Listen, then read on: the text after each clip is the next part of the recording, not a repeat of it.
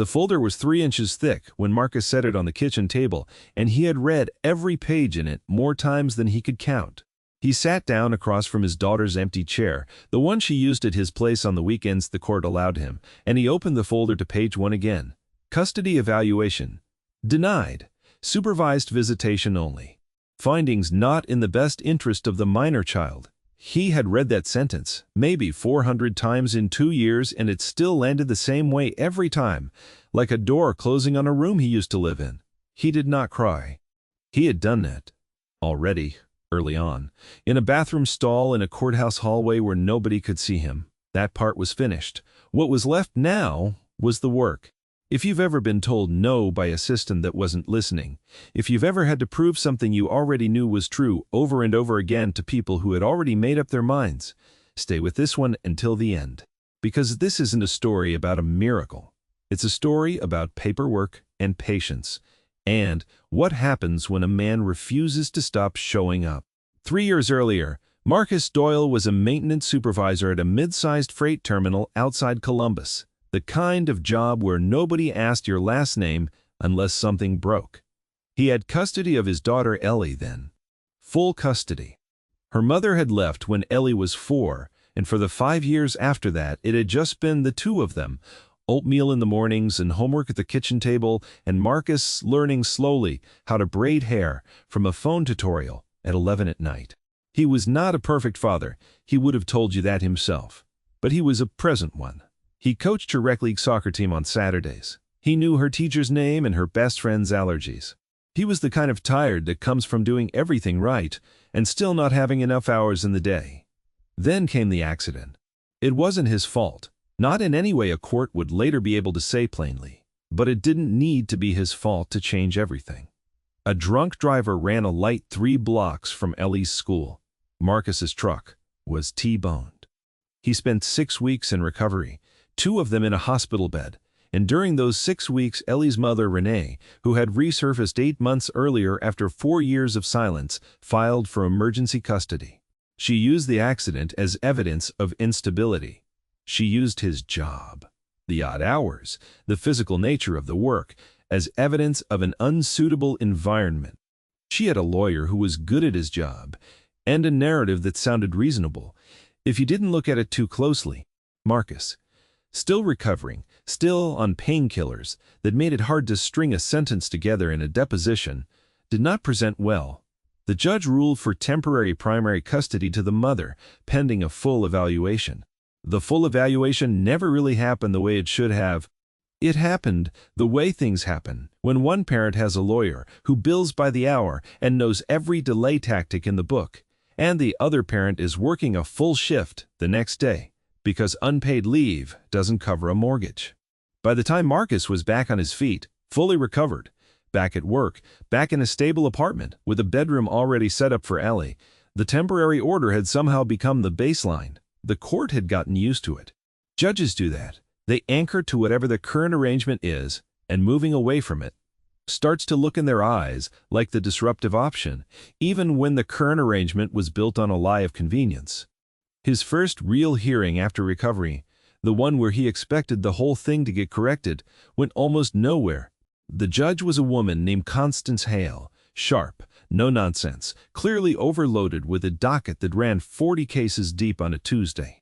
She barely looked up from her file when Marcus's court-appointed mediator laid out the medical records, showing full recovery, no lasting impairment, stable employment, stable housing.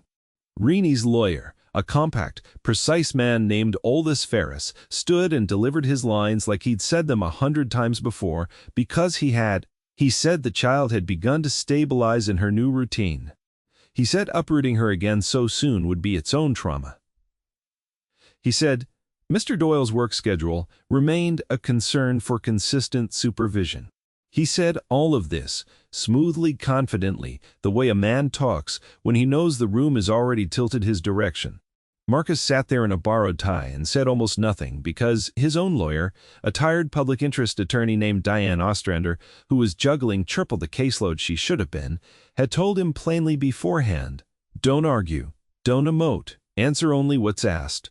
He did not argue, He did not need to raise his voice to feel the injustice of it settle into his chest, like a stone dropped into water, the ripples spreading out and disturbing everything. The judge extended the temporary order another 6 months, pending a second evaluation. Marcus drove home that night and sat in his car outside his apartment for 11 minutes before he could make himself go inside. He did not know it yet, but that 6-month extension was the beginning of a pattern that would repeat, in different forms, for the better part of 3 years. Small delays, small technicalities. A system that was not cruel by design, but was indifferent by default, and indifference, applied consistently over a long enough timeline, does the same damage cruelty does. What Marcus decided that night, sitting in his car with the engine off and the heater fading, was not to get angry. Anger was expensive, and it never once, in his experience, moved a court date forward. What he decided instead was to get organized. He bought a filing cabinet. Secondhand, gray, slightly dented on one corner, $40 from a classified ad. He set it up in the corner of his bedroom, the room next to Ellie's empty one, and he began building a file the way another man might build a case for a jury, except the jury was going to be a family court that had already shown him it needed convincing. He kept a log. Every visitation, every phone call with Ellie, every missed call, every late pickup, every instance where Renee canceled a scheduled exchange, he wrote it down with the date and the time, not out of vindictiveness, out of the plain, methodical understanding that memory fades and paper does not. He kept his pay stubs, his performance reviews, his medical clearance documents, all filed in labeled folders, updated monthly, like a man doing inventory on his own life, because he knew, eventually, someone would come around asking to see the shelves. His coworker. At the terminal, a wiry, quiet man named Hollis Green, who had been through his own custody fight a decade earlier and come out the other side, was the one who taught him how to actually read a court order the way a lawyer reads it, looking not just for what it said, but for what it left unsaid, the gaps where a good filing could wedge itself in. Hollis would sit with him on breaks, 2 men eating sandwiches out of paper bags in a break room that smelled like diesel and burnt coffee, going over which forms mattered and which lawyers padded their invoices with paperwork nobody would ever read. "You're not going to win this with one big swing," Hollis told him once. "Nobody wins custody in a single hearing. You win it in 10-minute increments every time you show up on time, and she doesn't." Marcus took that seriously. He began showing up, 15 minutes early, to every scheduled exchange, waiting in his truck in the pickup lane outside Ellie's school, logging the exact minute he arrived. When Renee was late, which was often, he logged that too, calm and unemotional, just the fact of it. 4:15 scheduled. Renee arrived 4:41. It was not glamorous work. There were no fireworks in it. There was just a man doing the same small, correct thing over and over again, trusting that somewhere down the line, the accumulation of those small, correct things would mean something. The second evaluation, 7 months later, went slightly better, though better in family court sometimes means only that the ground stops shifting further beneath you. The evaluator, a calm, unreadable woman named Priscilla Nedo, spent 2 sessions with Ellie alone and 1 session observing Marcus's apartment. She noted in careful clinical language that the child appeared securely attached to both parents, that the father's home was stable and appropriately prepared, and that no specific safety concerns were identified in his environment. But she also noted, almost in passing, that a change in primary custody at this juncture could represent a disruption to the child's current schooling and social routine, and recommended maintaining the existing arrangement with expanded visitation for the father. Expanded visitation. Not restored custody. An extra Wednesday night. A few more hours on alternating weekends. It was progress, technically. It felt, to Marcus, like being handed a few more crumbs from a meal that used to be his. End of 4. He read that evaluation report 5 times the night he received it. Sitting at the kitchen table under the one working overhead light, tracing his finger along the sentence about the child's routine like he could argue with it if he pressed hard enough. He did not argue with it. He filed it. He dated it. He put it in the cabinet, in the folder marked Evaluations, behind the first one, and he kept going. Ferris, Renee's lawyer, was good at his job in the specific way that some lawyers are good at their jobs, not because he believed in the outcome he was pursuing, but because winning was the only metric that mattered to him.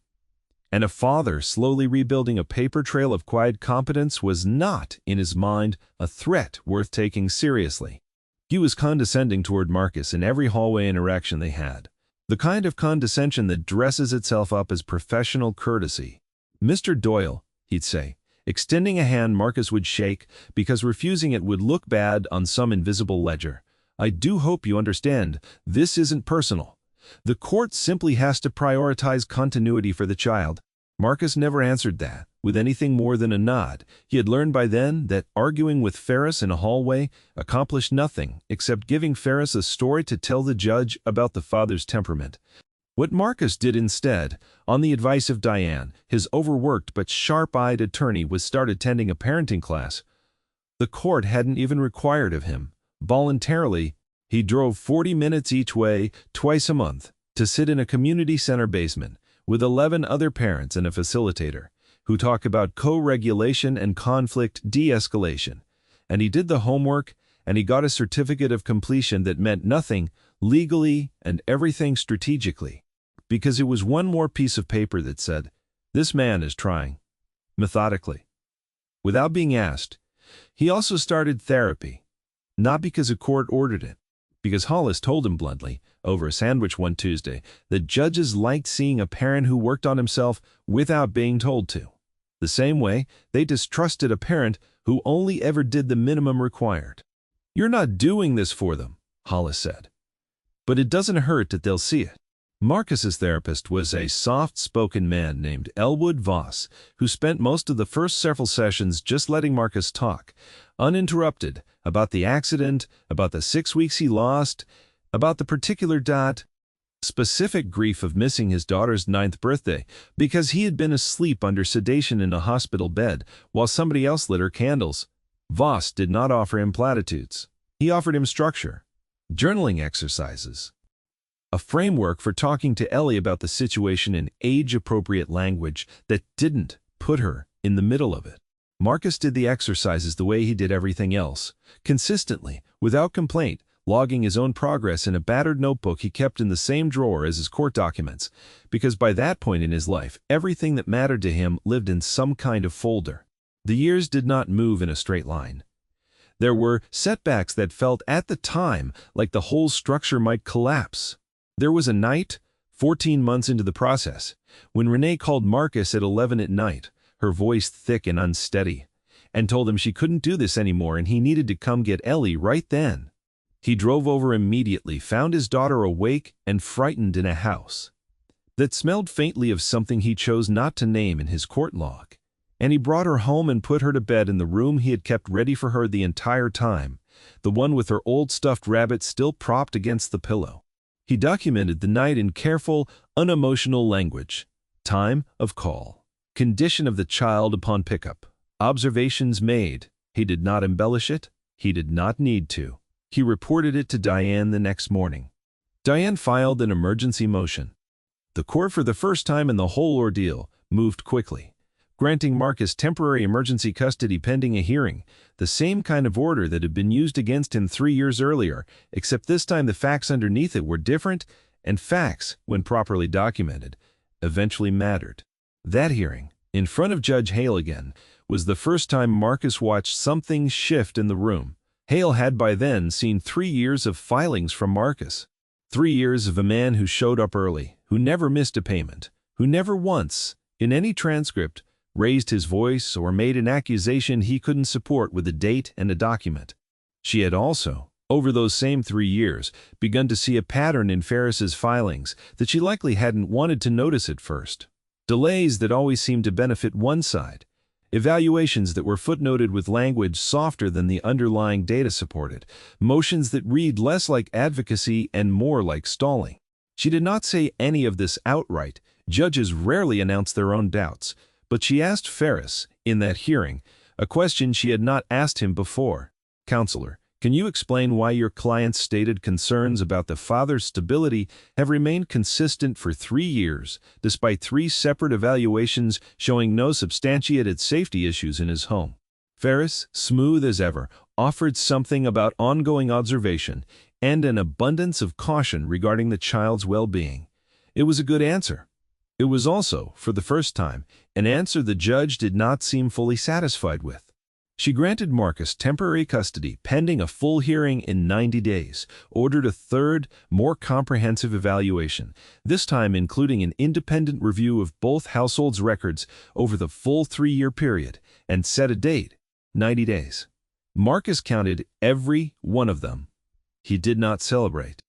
He had learned, the hard way, that celebrating in this process was premature until a decision was final and unappealable, and even then, some quiet part of him understood he would probably carry the habit of documentation for the rest of his life, the way people who've been through a famine keep pantries stocked long after the shortage ends.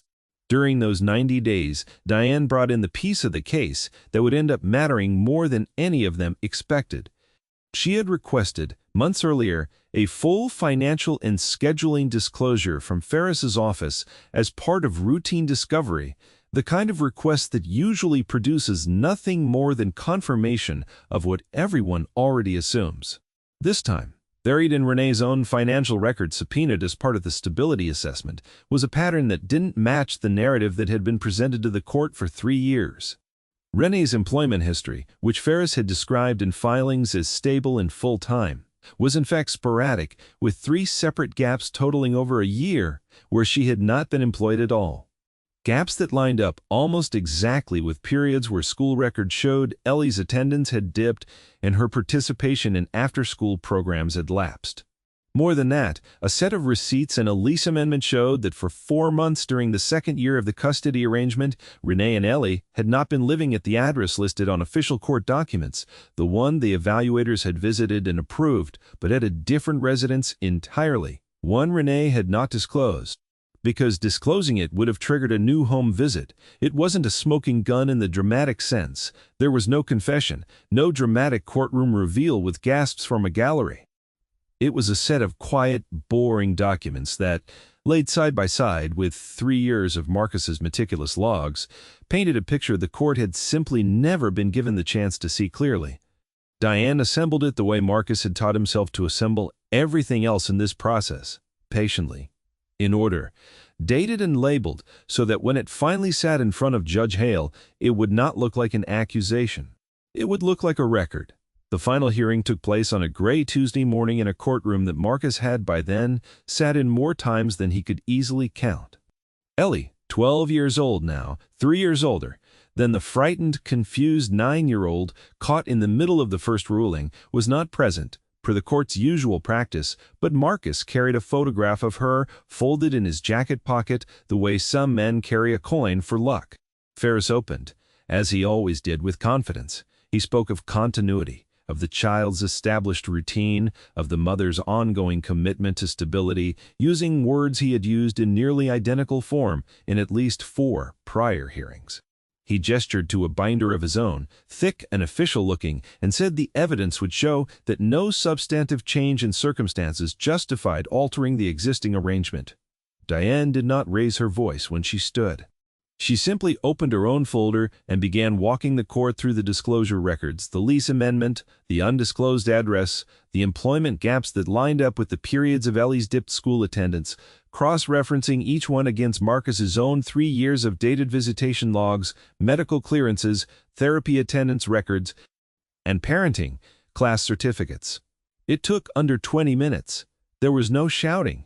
There was no dramatic gasp from anyone in the gallery, because there was no gallery to speak of, just a stenographer, a bailiff, and the quiet procedural machinery of a system finally looking at all its own paperwork at once instead of one piece at a time.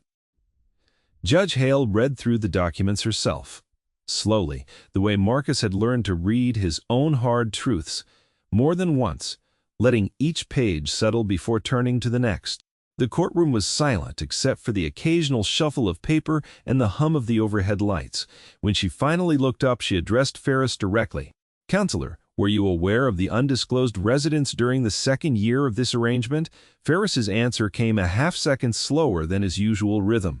He said he had relied on his client's representations regarding her address and employment, and that any discrepancy, was a matter for his client to address, not evidence of misconduct on his part. It was, in its own way, the sound of a man's confident narrative meeting the floor for the first time in 3 years. Judge Hale did not lecture him. She did not need to. She simply noted for the record that the court had relied on representations from both counsel over the course of this case, and that at least one set of those representations now appeared to have been materially incomplete for a significant portion of the custody period. She turned to Marcus. "Mr. Doyle," he stood. "Old habit, courtroom habit, 3 years deep." "Sit down, please," she said, not unkindly. "I have your file in front of me. All of it. 3 evaluations, therapy records, parenting class completion, your employment history, your visitation logs. I want you to know that I have read every page of it, more than once, over the life of this case." Marcus said nothing. There was, at that moment, nothing that needed saying. "It is the finding of this court," she continued, "that primary physical custody of the minor child, Ellie Doyle, be restored to the father, effective immediately, with a standard visitation schedule extended to the mother pending further review of the circumstances disclosed today." She set the file down. "This should not have taken 3 years." It was not an apology. Courts rarely apologize.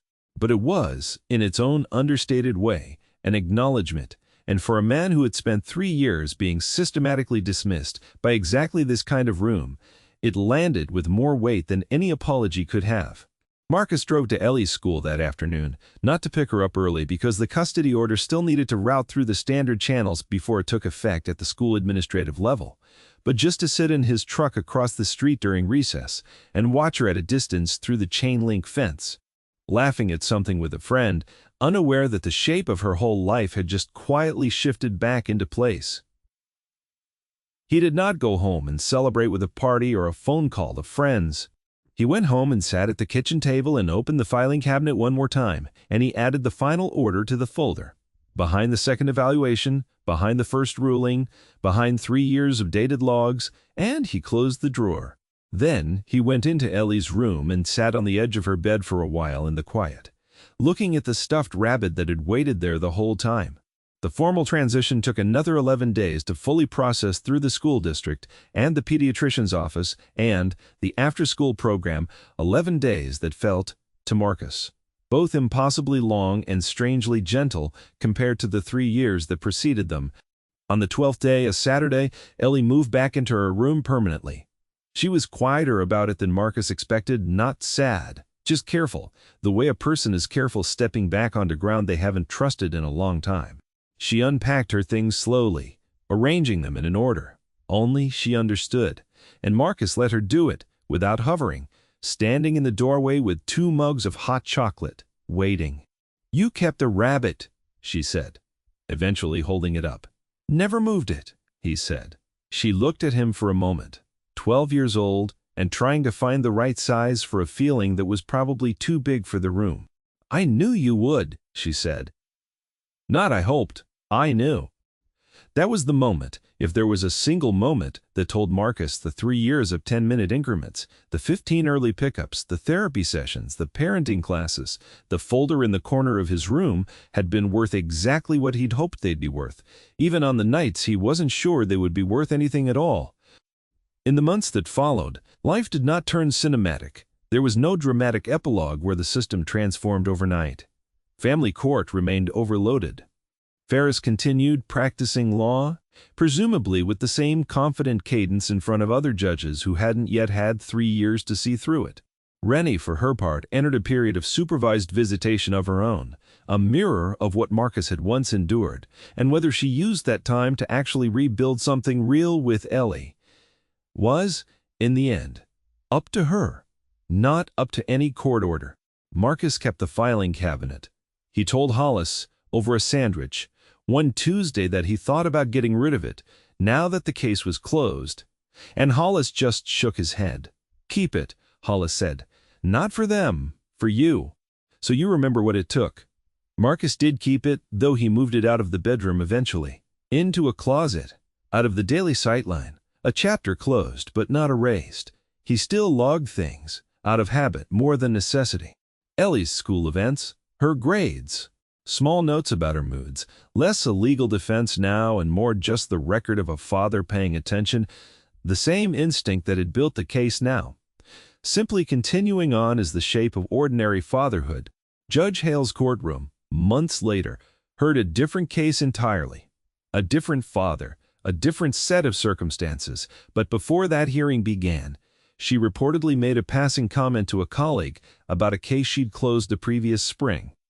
A father who had done everything right for 3 years while the system took its time catching up to him. She didn't use his name. She didn't need to. It had become, in the quiet, procedural way these things sometimes do, a small internal reference point for how a court could get it wrong for a long time and still, eventually, get it right, if somebody was patient and thorough enough to make sure the record couldn't be ignored forever. On a Sunday evening about 4 months after the final ruling, Marcus sat at the kitchen table doing dishes, while Ellie did homework at the same spot she used to sit years earlier. Before all of it, before the accident and the 6 weeks and the 3 years of hearings that followed. The kitchen light hummed overhead, same as it always had. The filing cabinet sat quiet in the closet down the hall. "Dad," Ellie said, not looking up from her math worksheet, "were you scared during all that stuff with the judges?"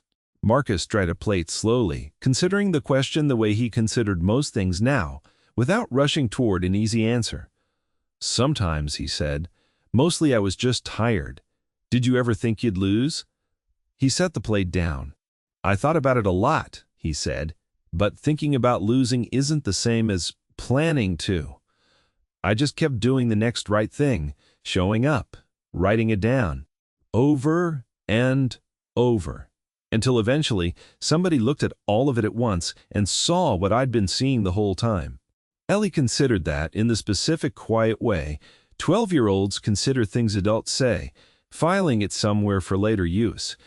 "That's kind of boring," she said, half a smile at the edge of her mouth. Marcus almost laughed. "Most of the important stuff is." She went back to her homework. He went back to the dishes. Outside, the evening settled over the neighborhood the way it did every night now. Ordinary, unremarkable, exactly the kind of evening a father spends 3 years fighting quietly to get back. There was no dramatic music swelling in that kitchen, no courtroom gallery breaking into applause. Just a man drying a plate, a girl solving for X, and a filing cabinet in a closet down the hall holding 3 years of paper that had in the end said everything that needed to be said, one dated entry at a time. It was not a story about winning big. It was a story about not stopping, about showing up early to every pickup, about writing down every missed call, about therapy sessions nobody made him attend and parenting classes nobody required, about a folder that grew 3 inches thick because a father refused to let a system's first mistake become its last word. Somewhere in a courthouse file room, that folder still existed, archived now.